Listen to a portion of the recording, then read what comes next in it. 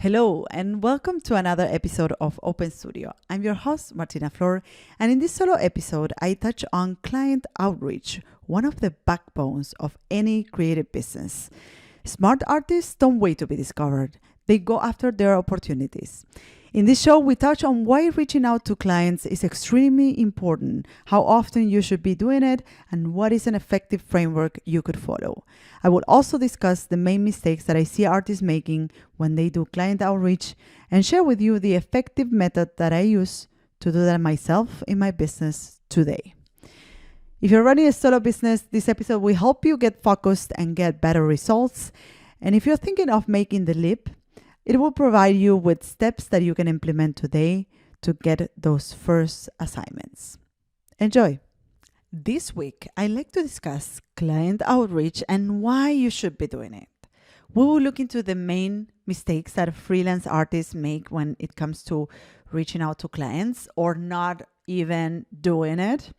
And I will give you steps you could follow and implement to start reaching out to your ideal clients and reaching out for those dream assignments. And I want to start by announcing a challenge that I'm running with my team that is really on topic. It's called the Client Outreach Challenge, and it is designed to help you land a dream assignment in 4 days. And I want to tell you shortly about this challenge before we get into the content of this episode.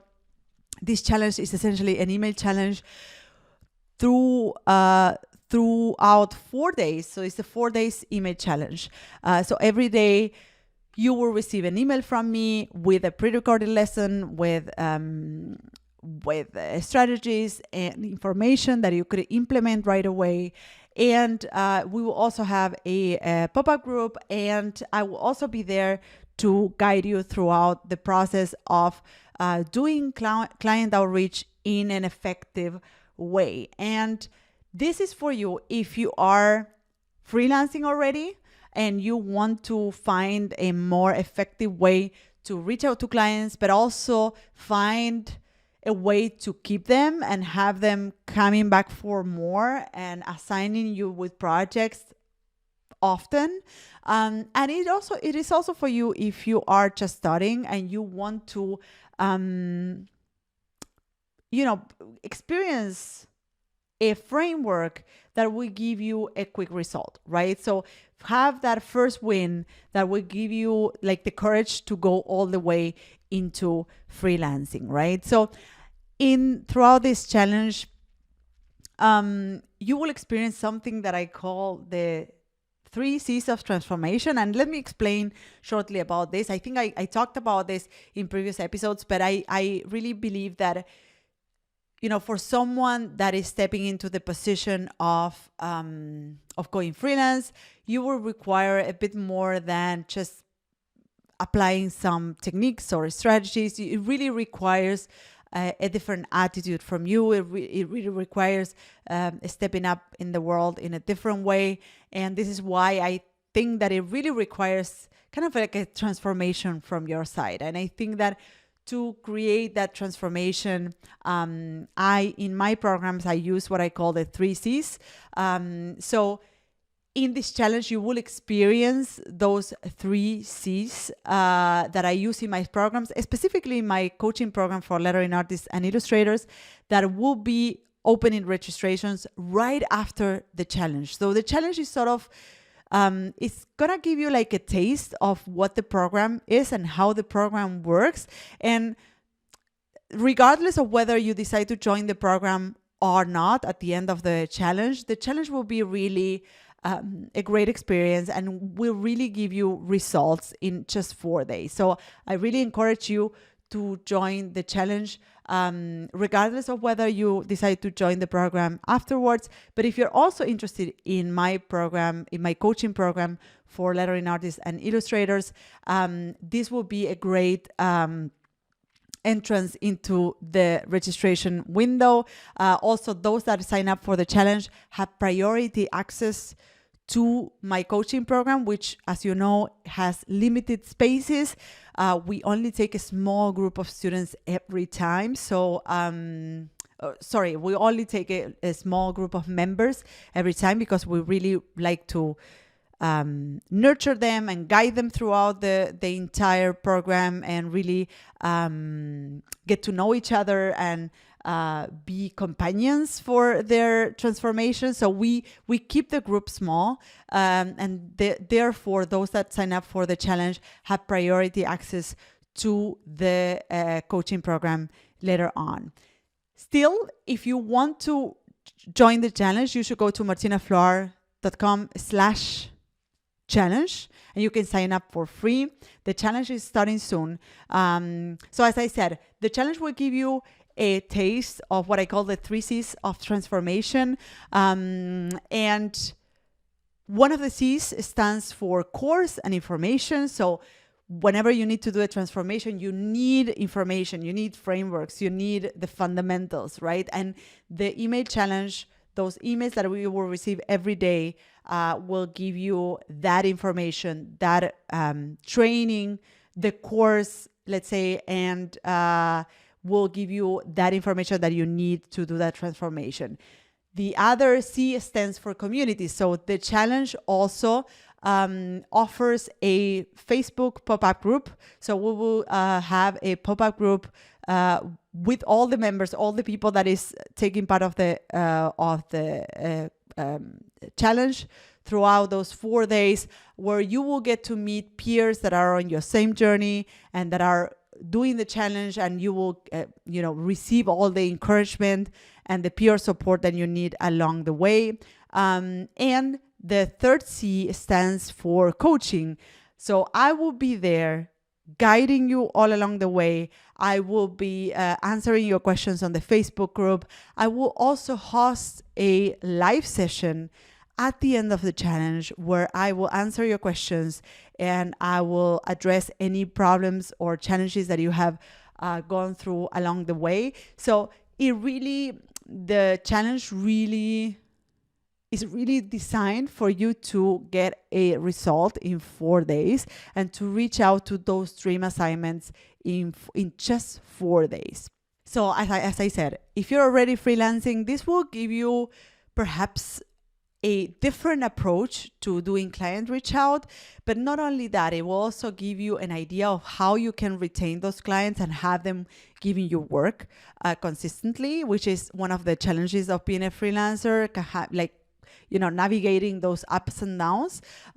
So this challenge will be really effective or useful in that sense. And if you haven't started your own business yet and you're thinking of making the leap, this challenge will really give you a taste of what it takes and the things you need to actually make it happen. So again, you can sign up for the challenge on martinaflor.com/challenge. And now I would like to and I hope I will see you there. Of course, I'm really looking forward to run this experience for you. My team and I have been working intensively in the last months to host this experience for all artists out there, and we are really looking forward to see which results it creates in your lives and businesses. So now let's jump right into the content of this episode.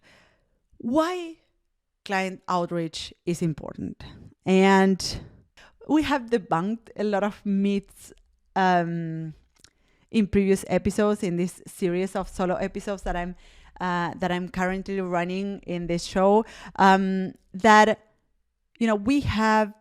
There's so many myths around artists and what they can achieve, right?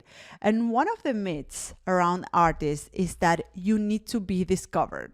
We often hear these stories about like an artist that was discovered by some mentor or some curator and made them succeed in what they were doing, right? There's this myth of yes, that you at some point, either you are discovered or you're just gonna live in the shadows forever, right? And this is really a myth. Sometimes it's used as an excuse because oftentimes, or many of us artists, we fall into the category of introverts, and we like to spend time on our own, creating our art. We like to be in the zone, just doing what we do and just spending hours on that thing. So we really enjoy that time on our own, right? And thinking or saying or putting the responsibility of our success in someone else's hands is also a way of like letting go of that responsibility and just keep on doing whatever we are doing and enjoying that and stuff, right? However, this is really a myth, and the experience has shown that those that go after the opportunities are the ones that that have more chances of getting that. And I can say for the people that I have interviewed in this podcast that this really holds true. And I can say for my own experience that I have really gone after my own opportunities over and over. And this is why I have landed some of them, right? Some of them are mine and have been mine. And I have to say that in one specific episode of this podcast with Italian calligrapher Luca Barcellona, he mentioned that he never had to do client outreach. And I was really surprised when I said this. And I thought maybe I should say something to my listeners about this. Maybe I should make a point about this to my listeners. And I didn't do it at that time. But I want to do it now. And I want to say that this is not true for most artists. It may be true for Luca. For sure, he has perhaps had the opportunity of never having to do client reach out in his life and having opportunities coming his way. But this is not the common thing for most artists. And I can speak for myself that this wasn't my case. I was always reaching out for opportunities. I was always reaching out to clients. I was always putting myself out there, in going to speaking engagements, traveling to New York to meet with agencies. I was always going after the opportunities. And I can say for many of the artists that I have interviewed here on the podcast that this holds true for them as well. For instance, with Alex Rochut, the Spanish lettering artist that is now living in New York, he mentioned that he was doing yearly trips before moving to New York. He was doing yearly trips to New York to meet with agencies and publishers and to promote his work, right? So he was really putting himself out there. He was really, he also mentioned that he was updating his website, that he was really using every tool he had to do client reach out and make himself available, and going after those opportunities. Also, Peter Seiser, a lettering artist and fine artist from the Netherlands, that was also in this podcast. He's now living in Paris, and he spoke about, he is one of the topics that I discussed with him during the podcast or during this interview was, how did he land so many solo exhibitions, right? Which is kind of like a dream assignment for an artist. And he mentioned that he was just going around in Paris talking to the gallerists, and he was starting those conversations with gallerists, right? So he was really he was not waiting to be discovered. He was not waiting for the galleries to come his way. He was going after those opportunities. He was creating these opportunities for himself, right? So, wondering how to land dream assignments? I'm running a free client outreach challenge to help you land your dream assignment in 4 days, even if you're just starting. If you're a lettering artist or illustrator and you have been struggling to land the right assignments, or if you haven't even started because you think there's too much competition out there, you wonder where to find the clients or how to even start a conversation, well, I have great news for you.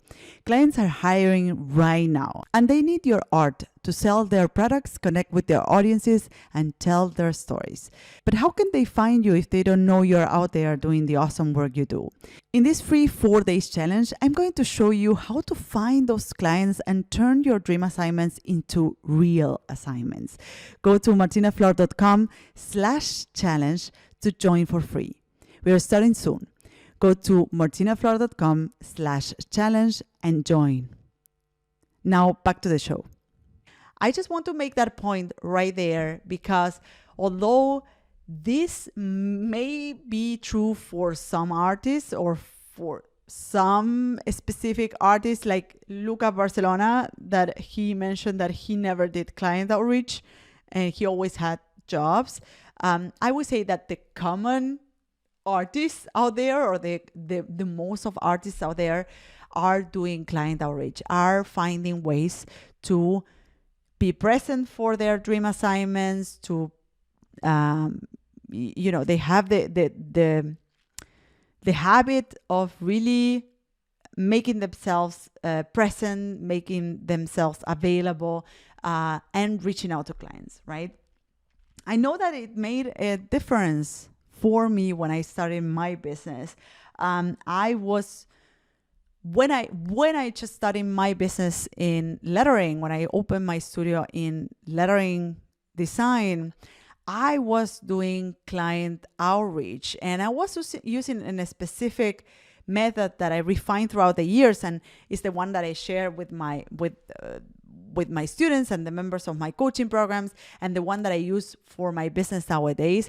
But I was using a specific way of reaching out to clients that proved to be more effective than just trying to get any client out there, right? So and what I was doing in the very beginning, and I'm going to share this framework with you at the end of this show.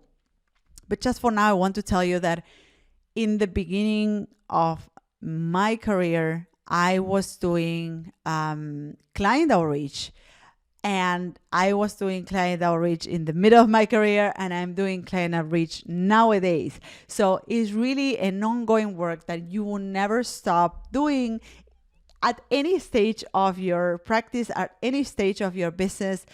And when I speak about reaching out to clients, I speak about several ways of doing that. So it could be sending promotional material, or going, signing up for speaking gigs, or really going to meetings or meetups in my city or in other cities, right? So there's a couple of things you can do to do client reach out. And it doesn't necessarily have to do with cold calling or cold emailing. I don't know if that's a term, but we're sending emails, just bulk email to a lot of people, right? So and I want to touch now on one of the main mistakes that I see artists doing when they reach out to clients or to potential clients. And one of them is that they don't narrow down their options. So for instance, the most common thing that I hear is, I would love to work internationally. How can I work internationally, right? And I always say that, internationally is so vast, right? You really need to get down to earth. You really need to put a face on that goal, right? Because when you speak about internationally, there's so many clients all around the world. So just going for internationally is just going for everything and nothing, right? So you really need to narrow down your options, really choose what is the people you want to work with that are abroad. What are the clients abroad that you really want to work with, and go after them, right? So this is one of the main mistakes that I see artists doing. They say, I want to work internationally, but international is so huge that they don't know where to start, right? And they don't start because it's just so unattainable, right? The thing number 2 that I see artists doing is to send emails asking for work without And with this, I mean that you are demanding work. You're asking someone to give you work, as opposed to understanding what they need and addressing that need, right?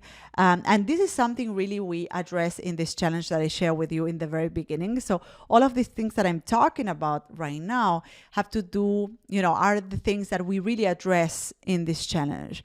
What does your, what is your ideal customer or your dream client thinking about? What are they worried about? What are their struggles? You need to understand this. You need to, in order to help someone, you need to understand first what is the thing that they need. What are they struggling with, right? And in this way, you can reach out in a much more effective way, in a much more empathetic way to that person. You can connect with that person a lot easier, right? So that's the mistake number 2, that they just send emails or call asking for work. Do you have something available for an illustrator or lettering artist? As opposed to understand what they are looking for and kind of address that directly, right? Or present yourself as someone that can give them a service, someone that can help them, as opposed of them helping you by giving you a job, right?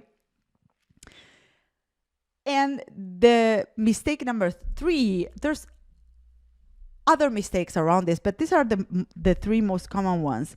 Is that they don't have projects to showcase their talents, right? So perhaps they reach out to clients and they don't direct them into projects in their portfolio that may be interesting for those clients or that may resonate with what they need, right? So for instance, you reach out to a client in publishing, just showing them a logotype you did for a bakery or for a local business, right?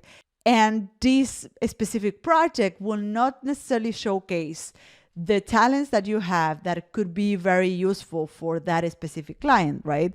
So instead, you could be reaching out to that client, showing or showcasing a book cover that you created. And this format, the way you present your project, the way you present the art that you do already will resonate with your client a lot more, right? Because these are the things they are looking for. These are the things they work with every day, and therefore they feel attracted to these kind of things. So you need to sort of talk their language in terms of what they are looking for and what is the kind of artwork that resonates with them. So now back to the steps that I wanted to share with you to do client reach out. So how do you make client reach out as an artist? As I said before, this is really important, and it's not something you do once and those clients come back to you every time. It's something you constantly do. It's something that should be embedded in your business procedures. So it's something that you should be doing once a week or once every 2 weeks, but it's something that should be already in your calendar, should be planned in and built in your daily tasks, right? So one of the things you can start doing to implement client outreach in your business is to embed it in your calendar, to have it built in your weekly tasks, right? So define a day in which you would like to do client outreach. For instance, in my case, I have specific days in which I do invoicing. In my business, I don't invoice every day. If I finish a project on a Tuesday, I would not necessarily invoice that project on that Tuesday. I try to send invoices in bulk on Fridays, right? So Fridays is my invoicing day, right? The same way you can have a day where you do client reach out. And to do client reach out, you can follow the following steps. Number 1, define the type of work you would like to be doing, right? And with this, this is what I mean when I say narrow down your options. You need to define what are your ideal assignments. What is the work you would love to be doing? Do you want to do book covers? Do you want to work with magazines and do illustrations for magazines? Do you want to create logotypes and work with agencies? Or do you want to create logotypes and work with local clients or with small startups, right? So define what would be your ideal client, what would be your ideal assignment, right?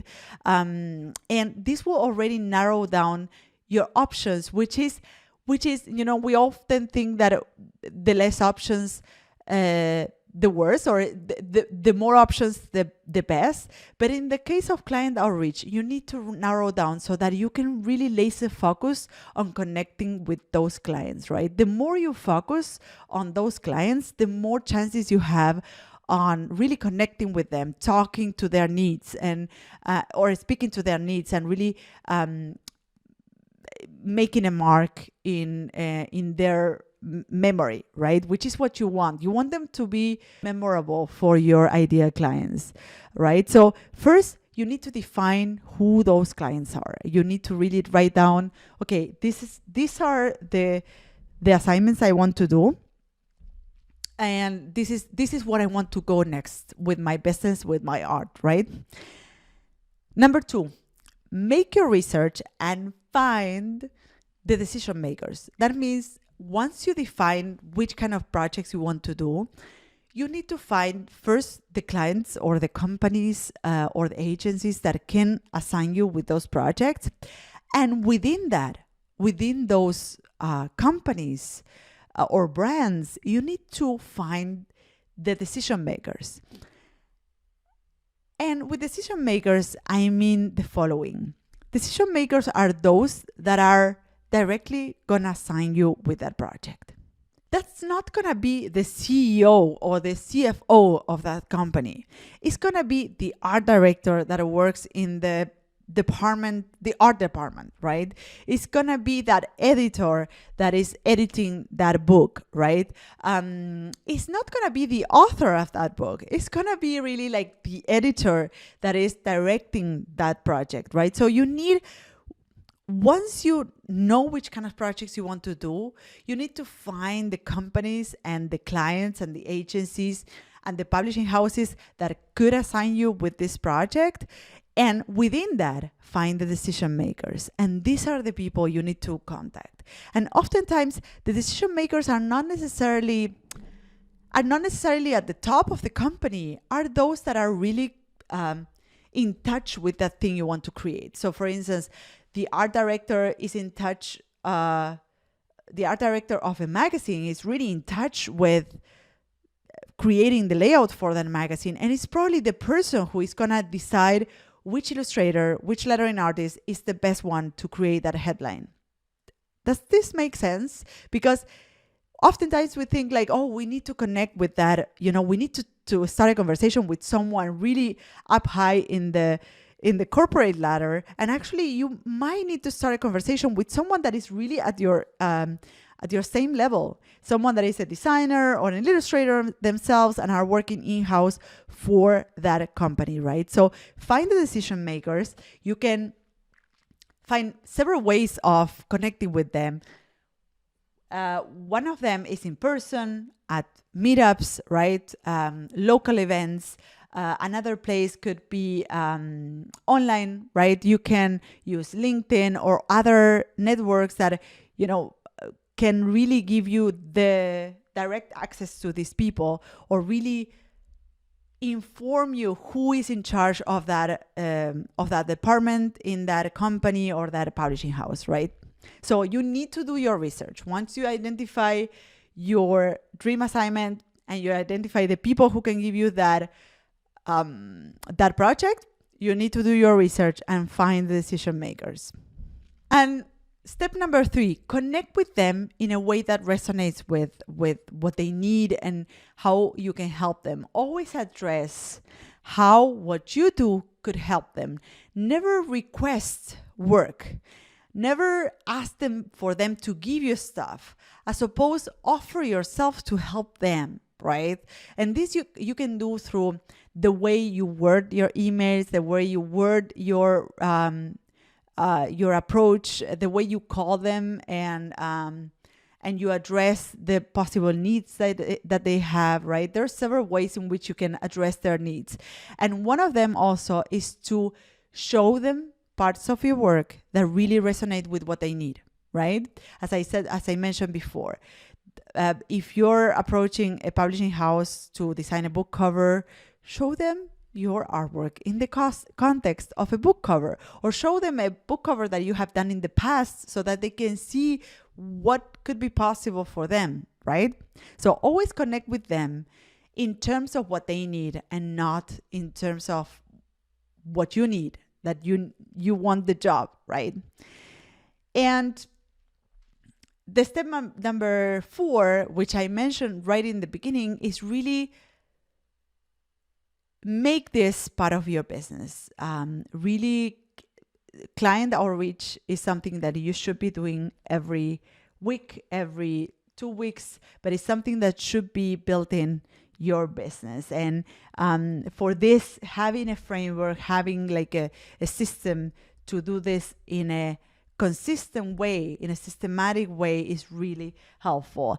And again, I'm going to invite you to the client outreach challenge that we are running soon, which I think is really helpful in terms of providing you with this framework, because I know that in my own experience that not having a framework or not having a system equals just, dropping the project at some point. When you don't have a system, it becomes so chaotic. You cannot keep track of who you contacted, when, who answered to you, what did they say, that really it becomes so chaotic that you just drop the project altogether, right? So in this client outreach challenge, we're going to give you a framework and actionable steps that you can follow to reach out to your dream assignments and do it consistently in a way that they will also want to work with you again and again, right? So again, you can join the challenge on martinaflor.com/challenge, and I will see you inside. We are starting soon, and I'm really looking forward to see the results that it's gonna create in you, in your business, and also in the business and the results of other artists that are joining the challenge. Remember that we are also gonna open throughout the challenge. It's a 4-day challenge, so we are gonna open a pop-up Facebook group where you will be able to connect with other artists that are on your same journey. So that it's already like a lot of added value to just the challenge. And of course, I'm going to be there with you, for you, to answer your questions and help you through your roadblocks. So I hope you will join the challenge, and I will see you there. We're starting soon again. And thank you so much for listening to this episode. I hope that this episode was useful in terms of understanding some of the things that you should avoid when you're doing client reach out. Also understanding why you should be doing client reach out consistently. And also, I hope that the episode provided you with some steps and frameworks that you can follow to do client reach out for your own business. So thank you so much for listening, and see you on the next episode of Martina Flor's Open Studio. Bye-bye. So this is it. I hope you loved this episode. You can find me, the host of the show, on social networks at Martina Flor on Instagram, Twitter, and Facebook. If you have a question or comments, go to martinaflor.com/podcast, where you can see previous episodes, find show notes, and send voice memos with your comments and questions. You can also watch these episodes on YouTube. Just go to martinaflor.com/YouTube to find them. You can, of course, listen to all our episodes on your favorite podcast platform. If you loved this episode, subscribe to this podcast. And if you leave us a review, it will help others find us. Thank you all for listening, and see you in the next episode of Martina Flor's Open Studio. Bye-bye.